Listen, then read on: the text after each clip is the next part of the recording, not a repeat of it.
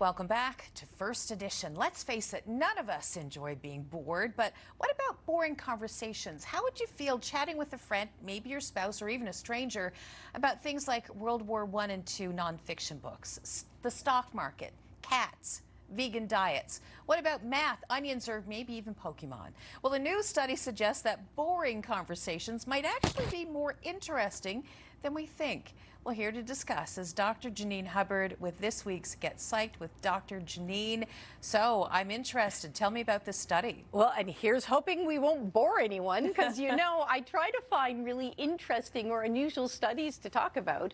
So this is one where it was a series of models and studies, but in total, about 1,800 participants were paired up either with a friend or a stranger. Some of it was online, some of it was, in person.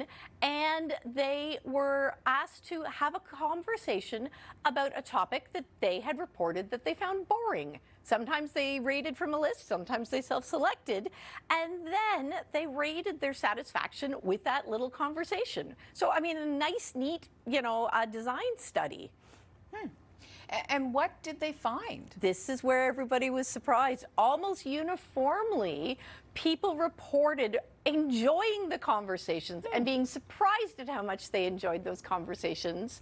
And what they found was even when both people agreed that the topic was really boring, and that's when the focus came that it wasn't the topic that was actually all that important, but it was the connection, it was the interaction. So in that case, they both agreed that it was boring, and that forms a bond that helps strengthen some, social strengths. It didn't matter who they were having this boring conversation with? No, it was equally with friends or with strangers. And so this kind of has some really interesting implications. We have spoken many times over the years about, the pandemic or the epidemic of loneliness. We've talked about, social isolation. We were talking about like micro interactions. I even remember we talked about the slow lane at the grocery store. The importance of little conversations. Now, normally we think of the ones that we find very positive, even if it's a stranger, but at least it's the, you're talking about something of interest. What this is really showing is it's not the topic, it's the connection. So something to keep in mind, because we know how powerful the lack of social connection can be in terms of our mental well-being. Listen, engage in conversation in line at the grocery store. Talk about the weather. Talk about the sports team. And I know nothing about them, but we can talk about it. And also really reminder of maybe you dread going and having coffee with that friend or that relative who wants to drone on about a particular topic of interest and fascination to them. You know what? Again, let's set some parameters, let's set some timelines, and let's also work on teaching. We can each talk about our own preferred boring topics with each other, so long as, one doesn't completely dominate.